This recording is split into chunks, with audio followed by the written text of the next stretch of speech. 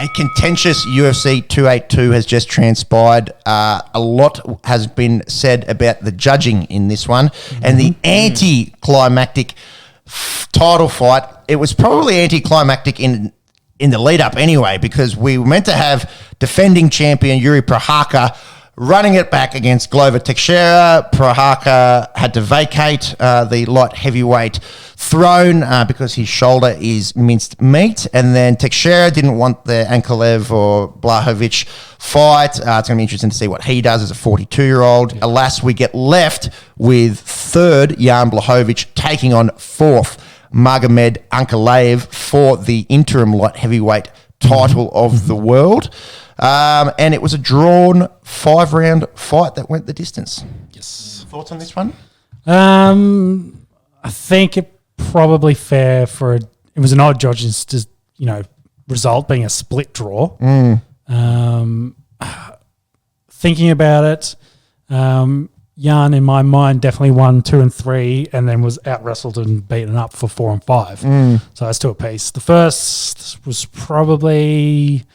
As a feeling out round, it's kind of hard to give one guy over the other, but maybe give him Jan because he dominated with leg kicks and basically made it impossible for his opponent to walk. But then even if he won the first 3 rounds, maybe one of those 4th and 5th rounds, you could have ruled a 10-8, which would, of course, give you this draw. So I could see the reasoning for the way this played out and the results for the judge's decision. It was a bit of an interesting one, but some thought because of how dominant in the championship rounds he was that he probably deserved the belt, and that's what Jan said in the post fight that he did.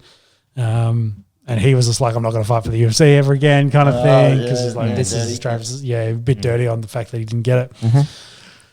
Time will tell. Time will see. I'd be dirty too. Like, the reason why there's 5 rounds, you should be able to get a winner in this one. All 3 judges scored it differently. As well. So it's not like 2 guys and then one guy, fucked it all. It was all of them scored it completely differently. I thought Blachowicz fought a smart fight, kept his distance. We spoke about him being the better striker.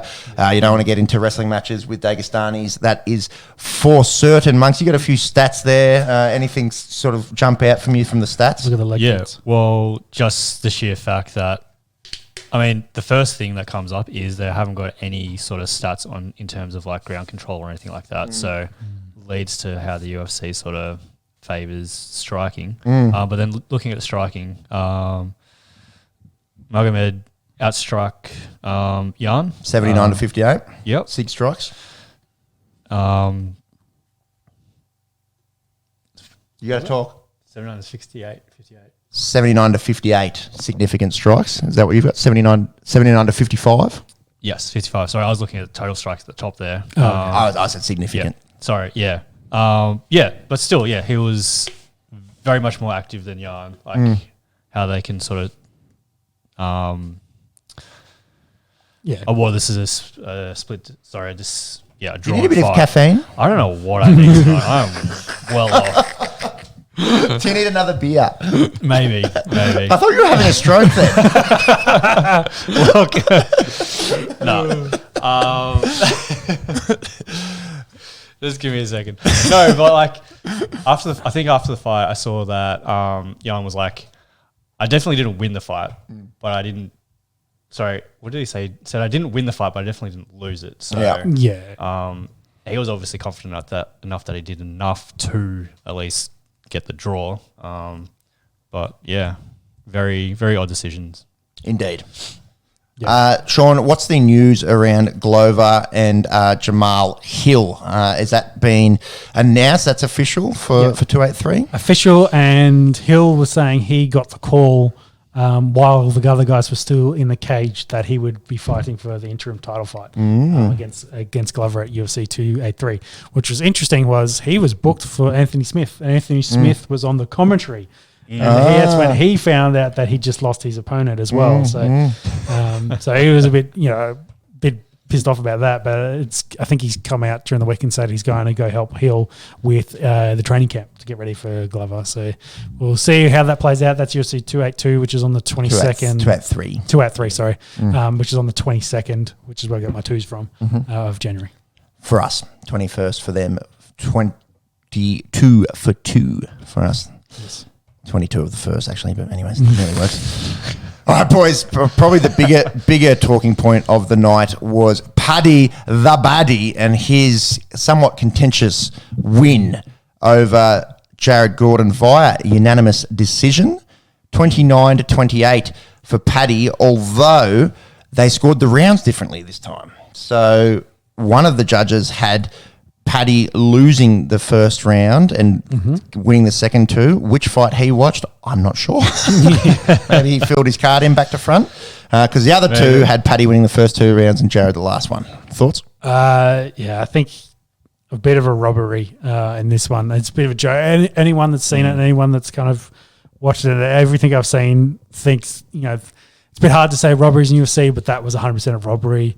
In my mind, Gordon won the first. The second was debatable. In my personal opinion, I thought Gordon potentially won that one as well. For me, he definitely won the first. And then in the third round, nothing happened in that round. Yeah. But it was 4 minutes of ground control to Gordon and 1 minute to Paddy. And that was it. That was all that happened in that round. Yep. So if that's your only deciding factor, you probably give it to Gordon. It has to be Gordon. Yeah, as that. So, I think Gordon's probably should be dirty about this.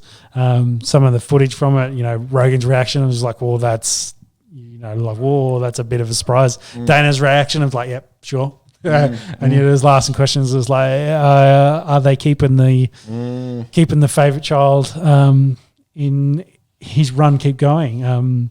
What was Cejudo's comments regarding O'Malley and Paddy? Sean O'Malley wanted to fight with Cejudo or Sterling Winner, and he said maybe you should fight Paddy. So the judges don't know who to rob. The two love children, the chosen ones. Yeah, the chosen ones. So it'll be interesting. What it did definitely certify is Paddy's not ready for the top of the lightweight division. Yeah, that led me to my next question. Who can he beat in ranked fighters? I think he could get past Ferguson or Hooker, maybe. I think Gordon kind of showed just how much progress that Paddy needs to make in his stand-up. Everyone was talking about the Rogan and that. They're all talking about how high he stands with his chin, and he ate so many left hooks, but at least he ate them. He didn't go get knocked out or anything, but you're running into Justin Gaethje, Dustin Poirier, or Michael Chandler. You're getting put to sleep. Even Fiziev, RDA, nope. Yeah, the top of that lightweight division will just eat him up for breakfast. Dariush would kill him. At this stage. So anyone chatting about his potential future champion is like, yeah, he could be, but it's still distance away. He's got to do some work. Let's see him fight Hooker or Grant Dawson, who's newly entered into there at 14, taking a bloke you might have heard of, Conor McGregor's spot. Yes, Conor McGregor unranked in the UFC for the first time in a very long time. He's out on fucking yacht. That was not my best, Conor. Did you say yacht this time? A yacht. He's on a fucking yacht. It's stuck in fucking mud. Stuck in mud. That was better. Conor, have we heard anything? He hasn't fought for ages since breaking that fibula. I think it's just Michael Chandler in the summer sometime. Okay. So early next year. Yeah, June, July next year. Yeah. Interesting. Yeah, I think Paddy, lucky to come away with the decision. Judging is getting to be pretty laughable in the UFC. I listened to Michael Bisping's take on it. He didn't think it was a robbery. He's an English bloke, but he did say, well, I'd scored it to Jared Gordon. And the old kind of significant strikes versus damage and timing control, that argument has to come up again. Which way do you preface it? It's one of those things in fighting. We're talking sort of jokingly about the NFL being rigged, which obviously it is not. Pretty easy to rig things like this. Yes, especially judging. Three judge system. Which follows the traditional boxing. And it's not to say that they can't do anything different. Maybe up at 5 judges. They need to do something different, though, don't they? And Because boxing's 12 rounds and you're looking at 3 rounds here. You can't take something from boxing and then apply it to something that goes for 3 and rounds. the biggest thing is a lot of those judges are, appointed not- by the commission. Yeah. They don't really have a background in mixed martial arts. Yeah. That's Rogan's big thing on it for a very long time is like, do they even know what they're watching? Do you know what they're looking at? Yeah, So, you'd want like black belts in jiu-jitsu. Yeah, I don't well, know what the fuck I'm watching. retired Like, fighters, you need someone that's trained like in mixed martial arts. Yeah, agree. Yeah. Agree. Yeah. Just quick run through the rest of the card. Old cauliflower is Santiago Ponzinibbio got the job done against Alex Moreno at that catch weight, and then sort of another big earmarked fighter for the English market in Darren Till. He goes down to Dricus du Plessis. He got his back and submitted him via a face crank. I said he should shoot up the rankings. The rankings came out today, and he did. He's up to 10, and Darren Till drops all the way down to 15 there. So not a good night there for English fans with Darren Till. Featherweight, Ilya Tupuria beats Bryce Mitchell, and they do a bit of a swap there in the featherweight division. Ilya goes up to 9, and Mitchell goes down to 11. And then some of the best fights were on the undercard. You saw the Chizinho Rosenstrike finish on Chris Dawkins. 30 seconds. Big boy. Big boys. It's kind of where the heavyweight division is at the moment. Slug. It's just. Could you imagine going someone for like most that coming power at you? Yeah, exactly. That's the I would thing. turn and run. I would cry. Yeah. It's the big power game. I would say, give me your wallet, whatever. It's all yours, man. Yeah. It's Just all take yours. it, take Yeah, it. exactly. So scary. Yeah, and it's kind of just where like I say, where that division is at the moment. It's all big power games. Who's got the biggest bazookas, throw the biggest bombs. So it'll be interesting then to see what John Jones does in coming into that division. As you're probably not a guy traditionally like that. No. To throw big bombs to take on, say, Ngannou in the new year. That's so juicy.